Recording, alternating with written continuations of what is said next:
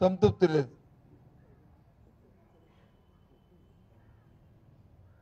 ఎన్నికల్లో ఇచ్చిన మాటలను కానీ వాగ్దానాలు కానీ మాటలకే తప్ప చేతల్లో ఎక్కడ కనిపించట్లేదు.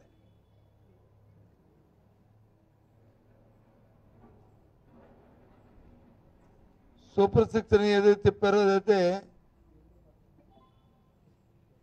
పూర్తిగా కూడా ద్వంద్వ ప్రమాణాలతో మాట్లాడుతున్నాయి తప్ప వాస్తవికతగా అమల్లో మాత్రం ఎక్కడా కూడా అందులో ఏదైతే అరకూరిక ఒకటో రెండో మొదలుపెట్టినప్పటికీ కూడా దాంట్లో క్లారిటీ లేదు.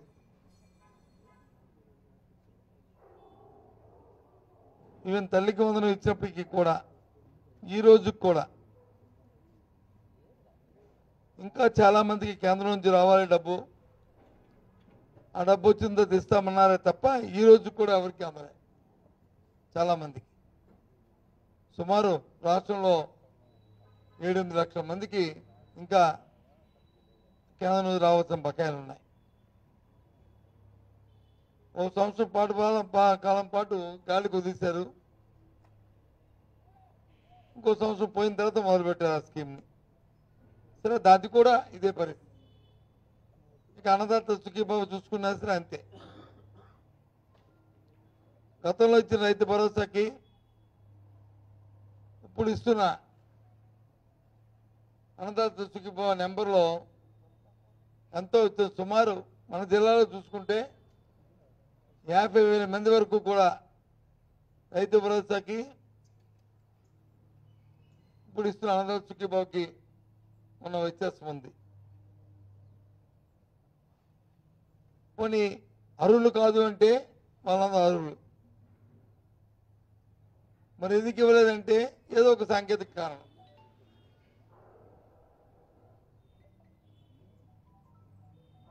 మొన్న హఠాత్తుగా పెట్టిన స్కీమ్ ఏదైతే ఉందో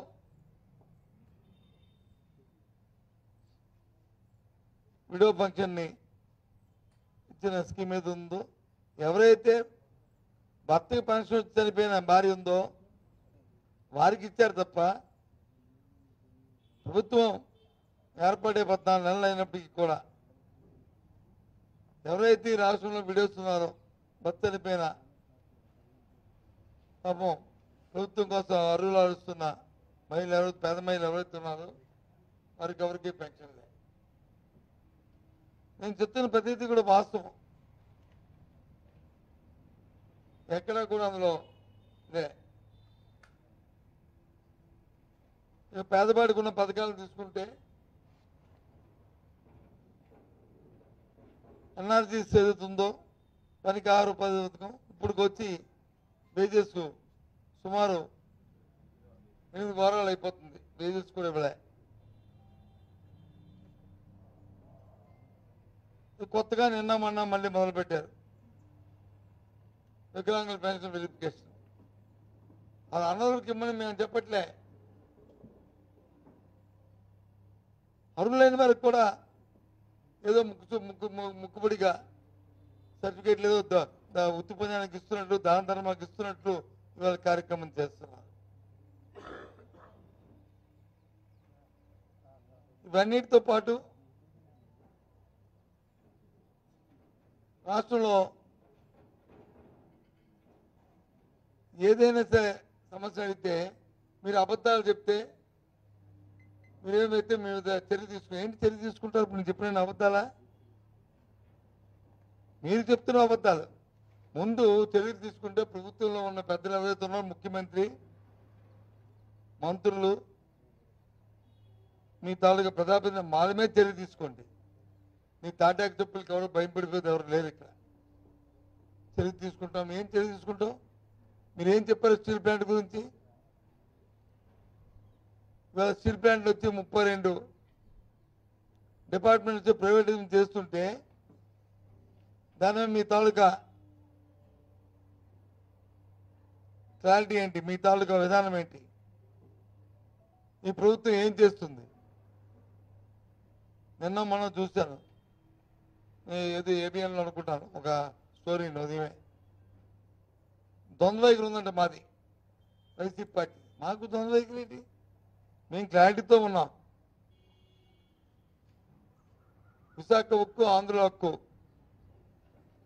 ఎట్టి పరిస్థితుల్లోనూ దాన్ని ప్రైవేట్ పదం జరగడానికి వీలు లేదు. ఎంత ఉద్యమానికైనా మేము సిద్ధంగా ఉన్నాం, దాన్ని సాధించుకుంటాం. ఇది ప్రాంతవాసిగా ఇది మా పార్టీ విధానం. ఇదేదో నేను ఇవాళ చెప్తున్న మాట కాదు. అందుకే ఆ రోజు జగన్మోహన్ రెడ్డి గారు ఎన్నికల్లో, మొన్న జరిగిన సాధారణ ఎన్నికల్లో గాజువాకలో మాట్లాడినప్పుడు చెప్పారు ఆయన, మీరు ఆచితూచి మీరు ఓటు వేయండి. ఇవాళ ఇక్కడ కానీ మీరు తెలుగుదేశం పార్టీ అభ్యర్థిని కానీ కూటమి అభ్యర్థిని గెలిపిస్తే స్టీల్ ప్లాంట్ ప్రైవేటీకరణకి మీరు వచ్చి గ్రీన్ సిగ్నల్ ఇచ్చినట్టే. మీరు మోసం చేస్తున్నారు, మిమ్మల్ని మాయ చేస్తున్నారు అని పదే పదే చెప్పారు. ఇది మళ్ళీ జ్ఞాపకం చేస్తున్నా. ఎన్నికల ముందు ఏం చెప్పారు ఈ నాయకులందరూ? ముఖ్యమంత్రి కానీ, ఉప ముఖ్యమంత్రి కానీ, ఈరోజున్న కేంద్ర మంత్రి కానీ, లేకపోతే అక్కడున్న శాసనసభ్యులు కానీ, అధికార పార్టీ తాలూకు అధ్యక్షులు కానీ ఏం చెప్పారు? ఆ రోజు గొప్పగా నిరాదీక్ష చేశారే, మరి వాళ్ళు ఏం చెప్తారు దీని గురించి? మేము చెప్పాం 14,000 కోట్లు ప్యాకేజ్ ఇచ్చినప్పుడే ఇది మోసం జరుగుతుంది. ఏదైతే బ్యాంకు కరప్ట్ అవ్వకుండా దాన్ని వచ్చి కాపాడి తర్వాత దీన్ని ప్రైవేటిజం చేయడానికి ప్రయత్నం చేస్తున్న భాగం, అది కాకుండా ప్రకటన చేయాలి. ప్రధానమంత్రి ఆ తర్వాత 2 సార్లు విశాఖపట్నం వచ్చారు, ఆంధ్ర రాష్ట్రం వచ్చారు. ఎందుకు దాని గురించి మాట్లాడలేదు? చెప్పాం, మేము అడిగాం. ముఖ్యమంత్రి కనీసం ఆ విషయాన్ని ఆయన దగ్గర ఎందుకు ప్రస్తావించలేదు? ఈ 14 నెలల కాలంలో సాక్షాత్తు ముఖ్యమంత్రి చంద్రబాబు నాయుడు 16 సార్లు ఢిల్లీకి వెళ్ళారు. 1-2 సార్లు కాదు, 16 సార్లు వెళ్ళారు. ఈ 16 వెళ్ళిన నేపథ్యంలో ఏం చేశారు మరి స్టీల్ ప్లాంట్ని? ఎందుకు ముఖ్యమంత్రి దాని మీద మాట్లాడట్లేదు? వాటిని ప్రైవేట్ పరం చేస్తూ మా సర్వీసింగ్ వాటన్నింటిని ఇస్తుంటే దాని మీద ఎందుకు ఆయన ప్రజలకు వివరణ ఇవ్వట్లేదు? దీన్ని పైపెచ్చు మా మీద నిందలేయడానికి చూస్తున్నారు. వారి తాలూకా ఈ ప్రచార మాధ్యమంలో ఉన్న 1-2 ఛానల్స్ ద్వారా ఇది చాలా తప్పు. ఏది ఇవ్వడమేమనుకున్నప్పటికి కూడా మా స్టాండ్ విశాఖ ఉక్కు, ఆంధ్ర హక్కు ఉన్న స్టీల్ ప్లాంట్ ఏదైతుందో విశాఖ ఉక్కు కర్మాగారాన్ని కాపాడుకోవడమే మా ధ్యేయం. దానికోసం ఎంతగానైనా సరే దాన్ని తెగిస్తాం, దానికోసం ఉద్యమం చేస్తాం. త్వరలోనే ఉద్యమం ఏ విధంగా ఉద్యమం చేస్తామో అది కూడా ప్రకటిస్తాం. అందరినీ కలుపుకొని వెళ్తాం. మాతో కలిసి వచ్చిన వాళ్ళందరినీ కూడా కలుపుకొని వెళ్తాం.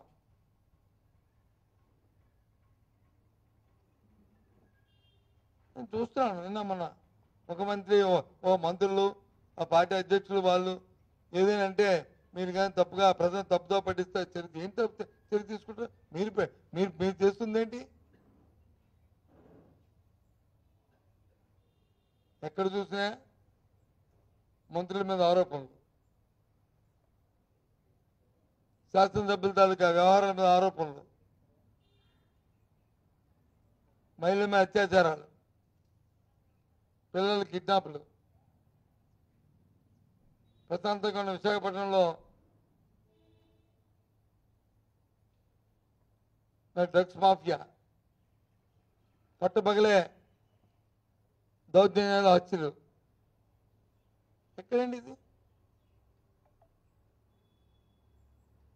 ఏమనంటే వైసీపీ 5 సంవత్సరాల వైసీపీ పరిపాలనలో, ఈ 14 నెలల వైసీపీ పరిపాలనలో, 14 నెలల కూటమి పరిపాలనలో ఎన్ని జరిగాయో క్రైమ్ రిపోర్ట్ తెప్పించండి. 5 సంవత్సరాల కంటే ఈ 14 నెలల కాలంలో ప్రతి సెక్టార్లో ఎక్కువ జరిగాయి తక్కువ జరిగాయి చూసుకోండి. ఒక 14 నెలల కాలం నేను బెరీ చేయమట్లేదు. 5 సంవత్సరాల కాలం, ఈ 14 నెలల కాలం ఎందుకు వచ్చిందా కారణం? కారణం ఏంటి అంటే ప్రభుత్వానికి దాని మీద ప్రభుత్వంలో ఉన్న శాఖల మీద పట్టు లేకపోవడం, పట్టుత్వం లేకపోవడం, పర్యవేక్షణ లేకపోవడం, ముఖ్యంగా పోలీసు వ్యవస్థ మీద అయితే పూర్తిగా పట్టుకోల్పోయారు, గాలి కుదిస్తారు, విచ్చలవిడిగా ఉంది ఈరోజు. ఇదేనా పరిపాలన? దీనికి వచ్చి గొప్పగా అంట మంచి పరిపాలన. ఏంటి మంచి పరిపాలన? పత్రిక తిరిగేస్తే, టీవీ చూస్తే, టీవీ ఆన్ చేస్తే లేదు ఏం జరుగుతుందని ఎవరికైనా ఫోన్ చేస్తే అక్కడ వచ్చి అత్యాచారం, లేకపోతే అక్కడ వచ్చి అవినీతి, లేకపోతే అక్కడ వచ్చి దోపిడీ, లేకపోతే ఈ భూమి ల్యాండ్ గ్యాబరింగ్, ఇదా అసలు ముందు చూపు ఉందా ఈ ప్రభుత్వానికి? రైతులకి రైతు తాలూకా సీజనోత్సవంకి వచ్చి వాళ్ళకి కావాల్సిన ఎరువులు, విత్తనాలు సకాలంలో అందించాలనే బాధ్యత ప్రభుత్వానికి ఎస్మెత్తన ఉందా? ఉంటే ఎందుకు యూరియా కోసం ఇబ్బందులు వస్తున్నాయి?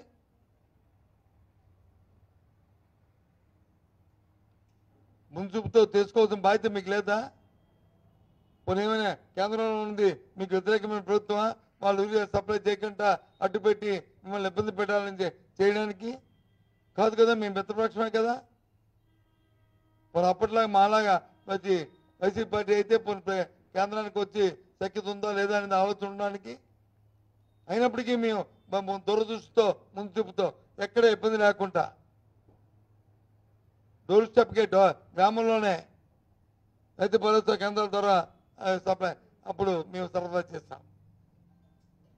కానీ ఇప్పుడు వెళ్ళి ఆ ప్రైవేటు వ్యాపారస్తుల దగ్గర క్యూలు కట్టుకొని 150 నుంచి 100 రూపాయలు ఎక్కువ ఇచ్చి ఒక యూరియా బస్తా కావాలంటే దానికి ఇంకొక కాంప్లెక్స్ ఎరువులు కలుపుకొని తీసుకుంటే కానీ అది కొనే పరిస్థితి లేదు. ఏంటిది? హడావిడిగా చెప్పారు గత ప్రభుత్వంలో గొంతులు కప్పియాలి అంతా కూడా 3 నెలల 100 రోజుల కార్యక్రమం ఇదని చెప్పి హడావిడిగా డిప్యూటీ సీఎం గారు చెప్పారు. సీఎం గారు చెప్పారు. ఎక్కడ ఏగో ఇక పచ్చిమండి ఆ వేసిన అనుకోరికైనా ₹1 బిల్లు ఇచ్చారు. పోనీ బిల్లు ఇవ్వడం మానేశారంటే మానలే. ఎవరైతే మీకు పెద్ద పెద్ద కాంట్రాక్టులు 8%, 10%, 15% మీకు వచ్చి కమిషన్లు ఇస్తారో వాళ్ళు బిల్లులు ఇస్తున్నారు. ఎక్కడుంది? 15th ఫైనాన్స్ గ్రామాల్లో నుంచి మన సర్పంచ్ గ్రామాలకి మీరు రిలీజ్ చేశారంటే రిలీజ్ చేయలే. 100 కోట్ల బకాయిలు ఉన్నాయి.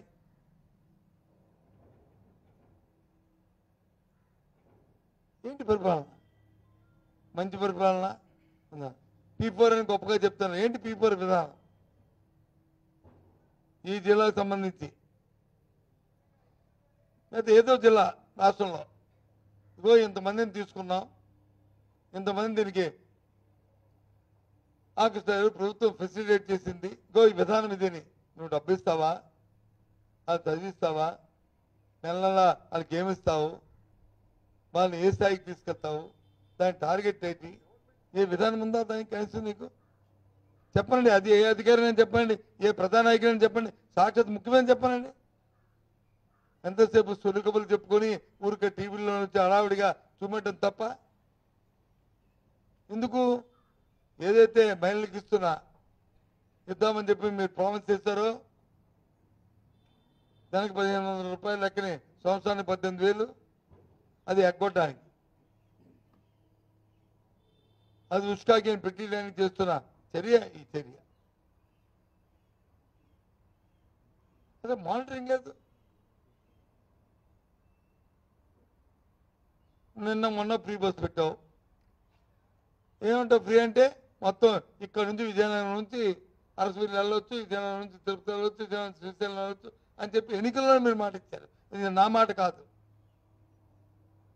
ఇది నేను ఇప్పుడు మాట్లాడే మాటలు ఏవి కొన్ని నావి కాదు, మీరు చెప్పిన మాటలు. మరి ఎందుకు చేయలేదు?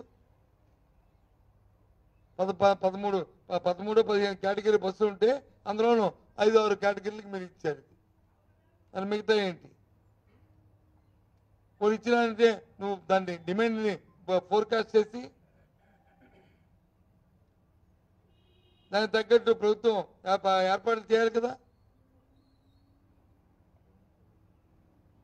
14 నెలల కాలం వచ్చింది కదా నీకు. నువ్వు చేస్తానని ఎప్పటి నుంచో ప్రకటిస్తున్నావు కదా. దానికి సంబంధించినట్టు దానికి కావాల్సిన ఏర్పాటు చేస్తూ కొత్త బస్సులు వేయడమో లేకపోతే లీజుకు తీసుకోవడమో, దాంతోపాటు ఆ బస్ స్టాండ్లో వచ్చి ఆ స్ట్రీమ్లైజ్ చేయడానికి మీ సిబ్బందిని అధికంగా పెట్టి వాళ్ళని ఎక్కించడమో చేసి చేయాలి కదా. చూస్తున్నాం సోషల్ మీడియాలోనూ టీవీలోనూ ఏ రకంగా వస్తున్నాయో. ఎందుకని ఇబ్బంది పెడుతున్నారు? దేనికోసం అంటే మీకు ఆదరాబాదేగా మీకు ఆర్భాటం తప్ప, హడావిడి తప్ప, పబ్లిసిటీ తప్ప దాన్ని ఆచరణలో ఒక నిబద్ధతతో ఆ కార్యక్రమాన్ని చేసి ప్రజలకు అందిద్దామనే ధ్యాస మీకు లేదు. ప్రజల మీద మీరు కక్ష కట్టారు. ఓటేయడం మీకు ఓటేయడం, ప్రజల మీద కక్ష కట్టడం, ఇది పాపం ప్రజలు. ఇది అవసరం కదా చెప్పండి.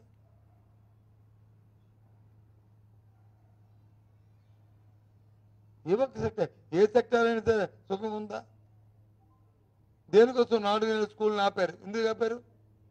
ఆన్గోయింగ్ ప్రోగ్రాం ఆపారు. దానివల్ల వచ్చే లాభం ఏంటి అంటే విద్యార్థులు వచ్చి సుఖంగా మరి కూర్చొని ఫ్యాన్ల కిందో టేబుల్ కిందో మంచి బిల్డింగ్లో కూర్చొని చదువుకోవడం మీకు ఇష్టం లేదా?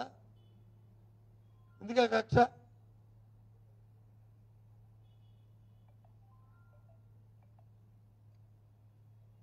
గత 5 సంవత్సరాల్లో గత ప్రభుత్వంలో ఈ కలుషితాహారం మీద కానీ దీని మీద కానీ విద్యార్థులకి ఎక్కడ ఇన్సిడెంట్ జరిగితే ఎన్ని ఇన్సిడెంట్ జరిగాయో లెక్క పెట్టుకోమనండి.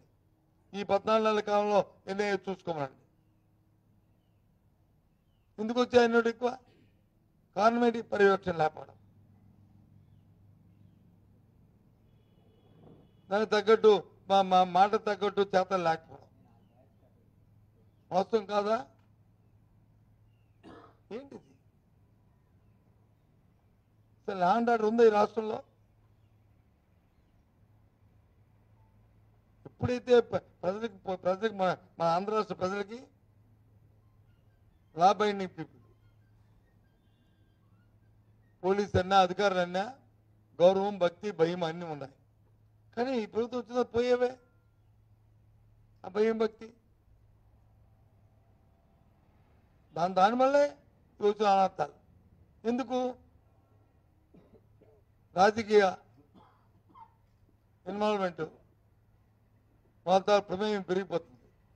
వ్యవస్థలను వాళ్ళ పని వాళ్ళు చేసుకుని ఇట్లే కింద స్థాయి నుంచి అది పెంచిపోయింది. అందుకే ఈ కార్యక్రమాలు జరుగుతాయి. ఏ విషయం తీసుకున్నా సరే 1 కాదు 2 కాదు, ఇది వాస్తవం. అందుకే ఇవాళ మీ ద్వారా ఈ విషయాలన్నీ ఒకసారి ప్రభుత్వాన్ని తెలియచేయాలని ప్రభుత్వాన్ని డిమాండ్ చేస్తూ ఇప్పటికైనా బాధ్యతతో మెలగాలని, బాధ్యతగా ప్రవర్తించి ప్రజలకు ఫెసిలిటేట్ చేయమని. ప్రభుత్వం అంటే ప్రజలకు ఫెసిలిటేట్ చేసేది ప్రభుత్వం, ప్రజల మీద స్వారీ చేసేది కాదు.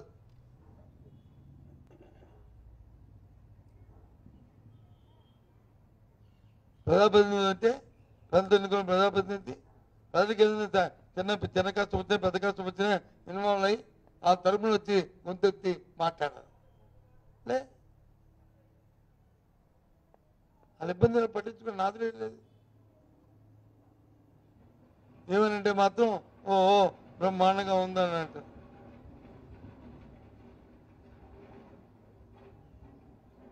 అందుకే ఇవాళ మీతో ఈ విషయం ద్వారా మీ ద్వారా ప్రజలకు తెలియజెప్పాలని, ప్రభుత్వం ఒత్తిడి తేవాలనే ఇవాళ ఈ పత్రికా సమావేశం పెట్టాం.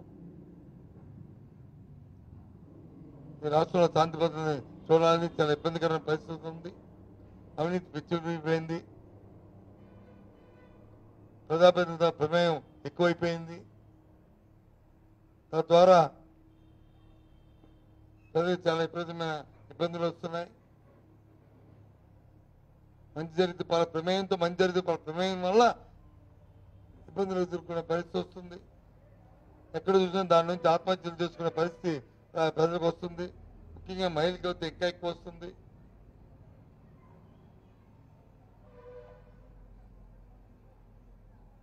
ముఖ్యంగా మన విశాఖ హక్కు, ఆంధ్ర హక్కు అని ఏదైతే నానుడు ఉందో దాన్ని కాపాడుకోవడానికి మేము ఏ స్థాయికైనా సరే పోరాటానికి సిద్ధమవుతున్నామనే విషయాన్ని తెలియజెప్పడానికి, ప్రభుత్వం ఒత్తిడి తీర్చడానికి ఇవాళ ఇది కార్యక్రమం పెట్టాం. త్వరలోనే అక్కడికి వెళ్ళిపోయి అందరితో వాళ్ళందరితో కూడా మాట్లాడి కార్యాచరణ రూపొందిస్తాం. Thank you. స్టీల్ ప్లాంట్ అనేటటువంటి ప్రైవేటీకరణ అనేటటువంటి జరగనే జరగదు. నిన్నే చెప్పాడు పల్లా శ్రీనివాస్. మళ్ళీ మీరు ఉద్యమం అంటారు. నేను పల్లా శ్రీనివాస్ చెప్పడానికి చెప్పినప్పుడు 32 డిపార్ట్మెంట్లు వచ్చి ప్రైవేటైజేషన్ చేయడానికి వచ్చి ఇచ్చినప్పుడు అవి ఆపించాలి కదండి. ఓకే, ఫైన్, ఒప్పుకుంటాం కదా. ప్రక్రియ జరుగుతున్నప్పుడు దాన్ని ఆపించే బాధ్యత ఉందా లేదా చెప్పు శ్రీనివాస్, నువ్వు చెప్పు. ఆ శ్రీనివాస్ సంగతి నువ్వు చెప్పు. నువ్వు శ్రీనివాస్ కదా, నువ్వు చెప్పు. ఉందా లేదా చెప్పు. నువ్వు అడగాలి కదా అప్పుడు. ఏమయ్యా మరి దాని సంగతి ఏంటి అడగండి. దాని సంగతి అడిగితే అప్పుడు దాని ముందులో వచ్చే కదా అక్కడ పవర్ ప్లాంట్ వచ్చి దాన్ని ప్రైవేటైజేషన్ చేయడానికి వచ్చి టెండర్ పిలిచారు. ఆ సర్వీసెస్ అన్నింటినీ ఈ మధ్య ఎంతమంది తొలగించారు, మళ్ళీ ఎంతమంది విఆర్ఎస్ ఇచ్చారు. సరే విఆర్ఎస్ ఇచ్చారు, విఆర్ఎస్ అంటే స్వతహాగా వెళ్ళిపోయినారు. ఎంతమంది కాంట్రాక్ట్ కార్మికులు తొలగించారు, ఎంతమంది ఇక్కడ తొలగించిన తర్వాత మళ్ళీ మీరు ప్రైవేటైజేషన్ చేస్తూ వాళ్ళు వేసుకుంటున్నారు. దేనికోసం ఇది ఏ ప్రక్రియ భాగం మరి చెప్పనండి. స్వయాన ముఖ్యమంత్రి ప్రధానమంత్రి చెప్పించగా లేదు. స్టీల్ ప్లాంట్ వచ్చే కూటమిలో కదా, స్టీల్ ప్లాంట్ ప్రైవేటీకరణ సమస్య లేదని చెప్పండి ప్రధానమంత్రిని. చెప్పించండి ముఖ్యమంత్రి నెల్లి. లేదు ముఖ్యమంత్రి ప్రధానమంత్రి కలిసి వచ్చినా బయటకు వచ్చి ప్రతికారం పెట్టి చెప్పండి. ఎందుకు చెప్పట్లేదు? నేను చెప్పాను, ఈ చెప్పా అవి చెప్పా అనే కంటే 16 సార్లు ఢిల్లీకి వెళ్ళావు కదా, ఒకసారి కాదు 2 సార్లు కాదు. నిన్నగాక మొన్న ఈయన తరపున కొడుకు వెళ్ళాడు కదా. మంత్రులు అందరూ ప్రపంచంలోకి వచ్చి వరుస కుర్చీలో కూర్చున్నారు కదా. ఒకటి చూపెడతాను చూడు చూడు. మా కేంద్ర మంత్రులు ఎన్నికల ముందు ఏం చెప్పారో ఒక చిన్న వీడియో వినిపిస్తాను. విన్న తర్వాత అప్పుడు నువ్వు ఏదైనా సరే అని చెప్పు. ఇప్పుడు ఆయన మరి కేంద్ర మంత్రి అయ్యారు కదా, అప్పుడు చెప్పిన ఆయన భగవంతుడి దయ వల్ల మంచి మన ప్రాంతానికి మంచి అదృష్టం వచ్చింది కదా.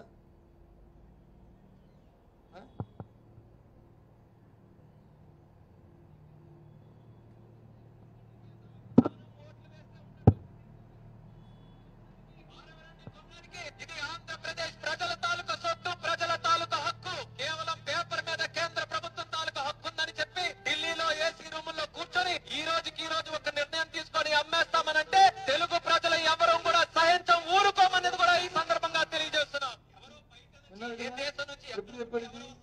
ఎన్నికల ముందు మరి ఇప్పుడు ఎన్నికలు వచ్చే ఇప్పుడు ఆయన కేంద్ర ఆయన ఎందుకు క్యాబినెట్ లో కూర్చొని ఆ తీర్మానాన్ని ఎందుకు అంగీకరించాడు? ప్రైవేటిజాన్ని రేసిరంలో కూర్చొనే అంగీకరించారు కదా.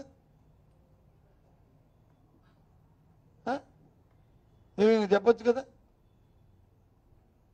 ఏంటిది? ఈ ద్వంద్వ వైఖరి మంచిది కాదు.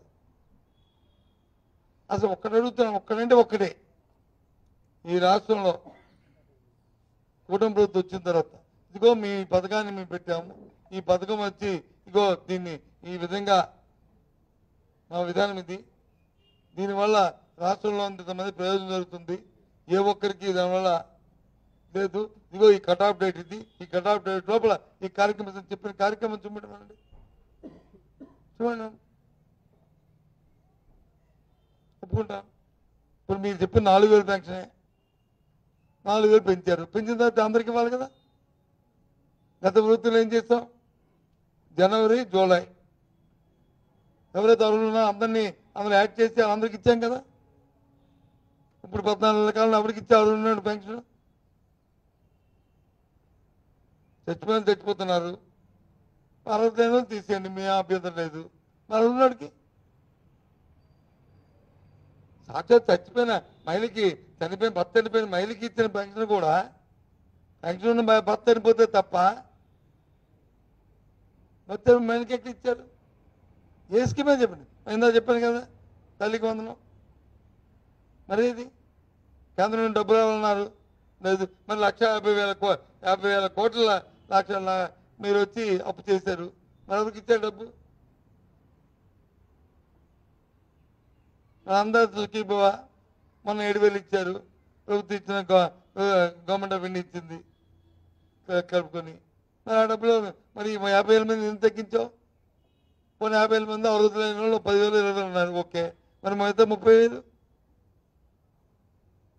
ఎక్కడ, ఎందుకో బస్తా యూరియా ఇవ్వలేకపోతున్నావు, ఎందుకు బ్లాక్లో కొనుక్కో పరిస్థితి ఎందుకు, ఏంటి ఎక్కడుంది, మరి ఏ కార్యక్రమాన్ని మీరు పూర్తిగా మీరు నిర్వర్తిస్తారు చెప్పండి. విద్యులను వచ్చి ఎంతో పెద్ద గొప్పగా చెప్పారు, ఇవాళ ఇంగ్లీష్ మీడియం అన్నారు, మళ్ళీ వెనక్కి తిరిగి భూముకుంటుంది, మళ్ళీ ఇప్పుడు అటు ఇటుకో మధ్యకి వచ్చారు, సిబిఎస్ తొలగించారు, ట్రోపులు ఇంగ్లీష్ విద్యా విధానం దాన్ని మధ్య తీశారు, మరి ఏంటి నాడు నేడు ఆ స్కూళ్ళు సగం అరకొరగా ఉంచారు, అవి గడ్డ మానేశారు, ఆన్గోయింగ్ ప్రోగ్రాం ఆపేశారు, ఏం చేస్తారు, అట్టాసంగా చెప్పారు మేము ఆన్గోయింగ్ ప్రోగ్రాం అవుతుంది, ఇంటింటికి కొలాయిలు ఇస్తున్న ఆ ప్రోగ్రాం జరుగుతుందని, మేము వచ్చి వీళ్ళు ఆపేశారు మేము చేస్తామన్నారు, ఎక్కడ రెడ్డి గారు వస్తూ మొదలెట్టాను పాత సామెతగా, సారీ ఏమనుకోవద్దు, ఓ రెగ్యులర్ ఉంటే రాష్ట్రంలో సామెతది, ఆ సామెతలోకి వచ్చి మళ్ళీ ఎక్కడ కొంగ అక్కడలాగా ఉంది, ఎక్కడైంది పని, గోతులు కప్పుతా ఉన్నారు, ఎక్కడ కప్పారు గోతులు, ఉపాధి హామీకి తినడానికి లేదు, వాళ్ళకి కూళ్ళు ఇవ్వట్లేదు, అంతే వాస్తవాలు. ఇది భయపెట్టి అబద్ధాలు చెప్తాడు, ఏంటి అబద్ధాలు చెప్తే చర్య తీసుకుంటారు, వాడి మీద చర్య తీసుకుంటారు, మేమే చర్య తీసుకోవాలి, ప్రజల్ని మోసం చేసినందుకు, మాయ చేసినందుకు, దగా చేసినందుకు ఇవాళ ముఖ్యమంత్రి దగ్గర నుంచి కింద స్థాయి వరకు ఉన్న మొత్తం ఆ పార్టీ మీద చర్య తీసుకోవాలి, అంతే ఎవరైనా తీసుకుంటారు గొప్పది చెప్పుకోవడానికి. నిన్న మనం మన నెల్లూరులో చూసాము, మరో ఫెర్రీల మీద వచ్చారని చెప్పి మీ పేపర్లోనే వచ్చే తగులు, దాని బ్యాక్గ్రౌండ్ అంటే మన అందరూ తెలుసు, ఎందుకు దాని డెప్త్కి వెళ్ళిపోవడం కంటే ఎందుకు ఇది, మరి ఎవరికి ఉంది శాంటిటీ, అందుకు చెప్తున్నాను. ఇంకా మా పార్టీ స్టాండ్ ఫస్ట్ నుంచి మాది ఒకటే స్టాండ్ కదా, మాది రాజ్యాంగబద్ధమైన పదవుల్లో రాష్ట్రపతికి కానీ అంటే పార్టీలో డిస్కషన్ జరిగిందని డిసైడ్ చేసి ఆల్రెడీ ఇన్ఫార్మ్గా ఆల్రెడీ చెప్పారు, రాష్ట్రపతికి కానీ ఉపరాష్ట్రపతికి కానీ స్పీకర్కి కానీ ఈ పదవులకు వచ్చి పోటీ ఉండకూడదు, హ్యాకింగ్ అవుతే ఒక శాంటిటీ ఉంటుంది, వాళ్ళు నిష్పక్షపాతంగా రాజకీయాలకు అతీతంగా వాళ్ళు వచ్చి చేస్తారనేది ఒక నాడు మేము ముందు నుంచి ఒక స్టాండ్ తీసుకున్నాం. మరి దాని గురించి డిస్కస్ చేయాల్సిన అవసరం ఉంది. నీకు అర్థమవుతుందమ్మా, అంతకు ముందు కూడా నేను పిసిసి అధ్యక్షుడు ఉన్నప్పుడు కూడా ఉన్న పిసిసి ప్రెసిడెంట్ ప్రణబ్ ముఖర్జీ గారు ఉన్నారు, వారు పోటీ పెట్టారు. ఇప్పుడు వైసీపీ పార్టీ సపోర్ట్ చేసింది కదా ఉండకూడదని. అప్పుడు చేసింది కదా. అయితే ఎన్నికలు ఎవరు ఏంటి మళ్ళీ నేను ఎందుకు సపోర్ట్ గొప్పవాడండి ఇది ఏంటి అది మరి స్పీకర్కి వచ్చి గత ఎన్ని గత అంటే మేము ఉన్నాం అనుకోండి. అంతకుముందు మరి ప్రభుత్వంలో మరి స్పీకర్గా ఉన్న అప్పుడు శివప్రసాద్కి సపోర్ట్ చేయలేదా? అధికార పార్టీ కాదు, దాని పోటీ ఉండకూడదు. క్లారిటీగా నెంబర్ గేమ్ ఉన్నప్పుడు చూస్తూ మళ్ళీ పోటీ పెట్టడం ఎందుకు అనేది మా అభిప్రాయం. పోటీ అయితే కంపల్సరీ ఉంటే ఉన్నాయి మరి తప్పు కదా అనేది మా అభిప్రాయం. అది ఎవరికి తప్పు కదా అని ఇంకెవరికైనా ఇంక మొత్తం ఎట్టి చెప్తుంటే అంతటిగా ఉంటున్నప్పుడు ఇంకా దానికి ఎందుకు ఏదో పోటీ పెట్టామని చెప్పి ఆ స్థానాన్ని కించపరచడం ఎందుకు? అది మా పార్టీ స్టాండ్. దూరంగా ఎందుకుంటారండి? ప్రజాస్వామ్యంలో వచ్చి ఓటు అనేది ఒక పవిత్రమైన అంశం, దానికి దూరంగా ఎందుకుంటారు? ఇంక చెప్పండి. మీ బుర్ర పని చెప్పింది నేనేం చేయలేదు. మరి మీ బుర్రల పని చెప్పింది నేనేం చేయలేదు. I'm sorry, don't think otherwise. లేకపోతే ఆ వాటి విత్డ్రా చేసుకుంటాను. నేనేం చెప్పింది నేను చెప్తాను కదా. నేను చెప్తాను కదా. ఇవాళ ఎవరైతే ఎన్డీఏ అభ్యర్థి ఉన్నాడో అతను క్లారిటీతో కృష్ణగారితో మెజారిటీ ఉందా లేదా? చెప్పండి, ఉందా లేదా? మరి ఇంకే ఏ పార్టీ ఓటేసినా ఈ పార్టీ ఓటు అయిపోయినా వైసీపీ ఓటేలో నా పార్టీ ఓడిపోదు కదా. మాతో అది డిసైడ్ కాదు కదా. డిసైడ్ అయినప్పటికీ అప్పుడు మేము ఆలోచిస్తాం. లేనప్పుడు వచ్చి దాన్ని పోటీకి వెళ్ళి దాని గురించి ఆలోచించేందుకు, వాళ్ళకి కించపరిచేందుకు ఆ తాలూకు స్థానాన్ని, వ్యక్తులు కాదు ఇక్కడ స్థానాన్ని. ఇది మా ఆలోచన.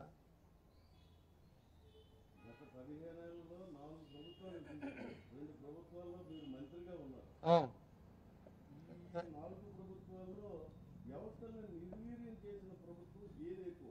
ఇది ఈ 14 ఉన్న తెలుగుదేశం పార్టీ కూటమి ప్రభుత్వం. దానికి వచ్చి మీరు ఉన్నారు కదా, వచ్చినప్పుడు ఎన్ని అంశాలు చెప్పాను చూసుకోండి. ఈ 14 జరిగిన అనర్థాలని నేను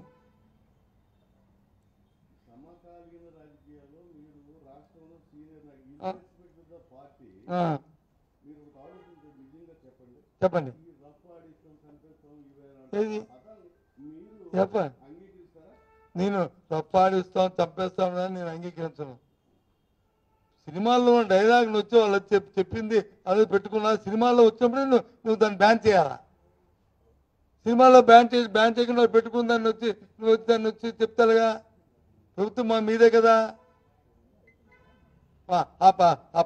ఏదైతే ఆ సినిమా వచ్చినప్పుడే రఫా అని అప్పుడే మీ ఈనాడు పత్రిక రాసి ఉంటే ఈ గొడవ లేదు కదా.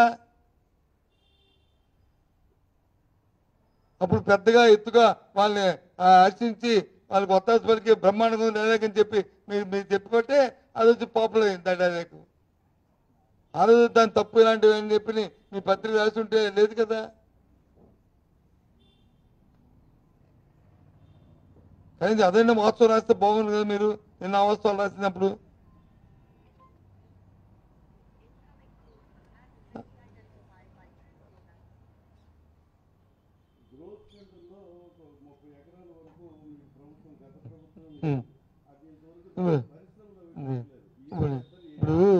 ఇప్పుడు మీరైతే మీరు దీన్ని బట్టి చూస్తుంటే ఇంకెక్కడో ఉన్నారు. అదే మీకు తెలిసిన విషయం చెప్తున్నాను. దానికి ఎక్కడో ఉన్నారు. లాస్ట్ టైం వైజాగ్లో ప్రెస్ కాన్ఫరెన్స్లోనే నా ఫోటో అందమైన ఫోటో వేసి అది చెప్పినప్పుడు నేను ఆ రోజు ప్రెస్ కాన్ఫరెన్స్ చెప్పాను. మీరు వేసింది వచ్చి మీ తీనాళ్ళలాగా గుళ్ళుంది ఖర్చు మర్చి కాదు, తెల్లగుండి ముడ్డి కింద ఏముందో ఆ నల్లగుండి రకం మీ రకం ఇది ఈనాడు పేపర్ది, నాది ఆ టైప్ కాదు. కాబట్టి ఒకసారి వెనక్కి తిరిగి చూసుకొని అధికారులతో మాట్లాడుకొని వచ్చి నాతో మాట్లాడండి. అప్పుడు కానీ మళ్ళీ మీరు కానీ రాసి కానీ పేపర్ రాసి లేదు మీరు మీరు నన్ను క్వశ్చన్ చేస్తే అప్పుడు దీని మీద పూర్తి వివరిస్తాను అని చెప్పాను. మీరు అధికారులు వచ్చి మాట్లాడానండి, ఇది కరెక్ట్ అండి, ఇది అవునండి అంటే అప్పుడు నేను ఇప్పుడు చెప్తాను. అది అలాగా చెప్పినట్టు కదా మీది మాది రెండు రాయాలి, నాకు అభ్యంతరలే. లేదు టైం ఇవ్వమంటే ఇస్తాను, లేదు చెప్పమంటే చెప్తాను. ఎవరు తప్పు ఎవరిది ఒప్పు? నేను రాజకీయాల్లో కూర్చుందా ప్రభుత్వం దానికి ఎప్పుడు తీసుకోలేదు, ఎప్పుడు ఏమి చేయలే. ఇప్పుడు 10 లేఖలు ఉన్నాయి ప్రభుత్వం దగ్గర, దాన్ని హ్యాండ్ ఓవర్ చేయమని వెళ్ళి ఒకసారి వెరిఫై చేసుకొని అప్పుడు మళ్ళీ ఈనాడు పత్రికలో మళ్ళీ నా ఫోటో వేసి రాయండి ఇది వాస్తవం కాదని.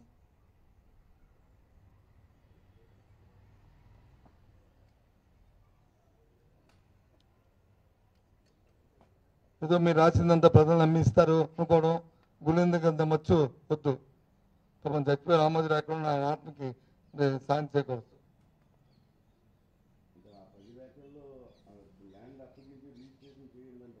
మరి అడుగు ఆఫీసులో అడుగు, నేనేం చెప్తాను నీకు? ఆఫీసులో అడుగు, లేకపోతే ప్రభుత్వం అడుగు, లేదా ముఖ్యమంత్రిని అడుగు.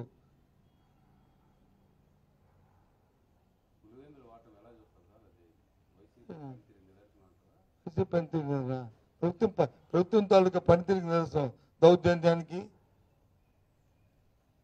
చట్టాన్ని చేతిలో తీసుకోవడానికి, ఎన్నికల ప్రక్రియను అపస్యం చేయడానికి, ప్రజాస్వామ్యాన్ని ఏ విధంగా కాలు రాస్తారో చెప్పడానికి నిదర్శనం.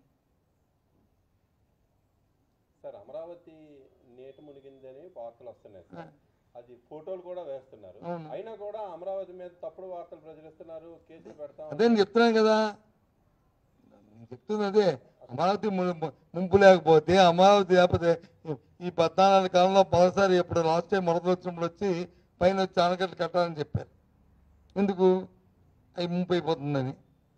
తర్వాత దాని గురించి మర్చిపోయారు. మళ్ళీ ఇప్పుడు మళ్ళీ ఆనకట్టు కట్ట ఎందుకు కట్టాలంటున్నారు? ముంపు లేకపోతే నీరు వచ్చి నీరు ముంపు అంటే మొత్తం కట్టిన ఎమ్మెల్యే క్వార్టర్స్ కట్టిన 5 అంతస్తులు మునిగిపోయిందని కాదు.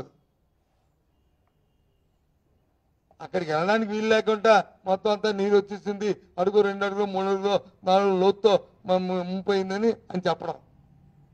పొరపెట్టి ఆలోచిస్తే ఆ ప్రభుత్వంలో పెద్దలు అర్థమవుతుంది. ఎంతసేపు ఎదురుదాడి చేయడం కాదు.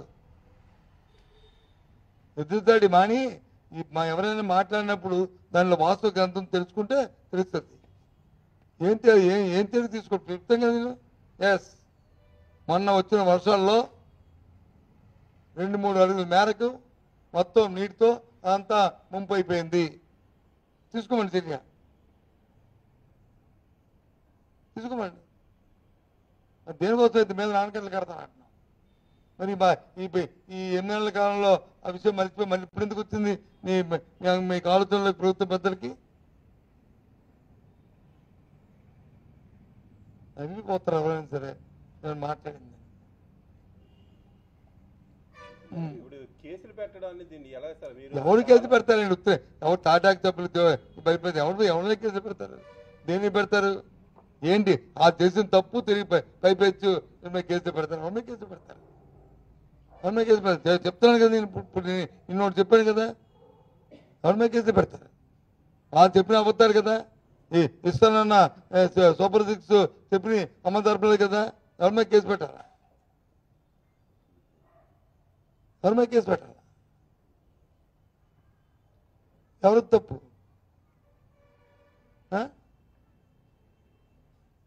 అది ఏంటిది? ఏదో మాట్లాడితే అధికారం ఉంది కదా, నేను మంత్రి కదా, నేను ముఖ్యమంత్రి కదా, 5 రోజుల్లో వచ్చి అని మాట్లాడితే ఇద్దరికి వస్తుంది. ప్రజాస్వామ్యంలో అది కాదు, అంబేద్కర్ రాజ్యాంగం కాదు. మనం సొంత రాజ్యాంగం అయితే ఇష్టం, రాచరికం కాదు. ఇది రాచరికం అయితే అలాగే తీసి తల తీసి అంటే బుర్ర తీసి అనడానికి. ఇది రాచరికం కాదు, ప్రజాస్వామ్యం. ఓకేనా? ఇంకేం మిగిలిపోయా? ఏం బాస్ అంతేనా? ఓకే కాపీ తాగుదాం అయితే.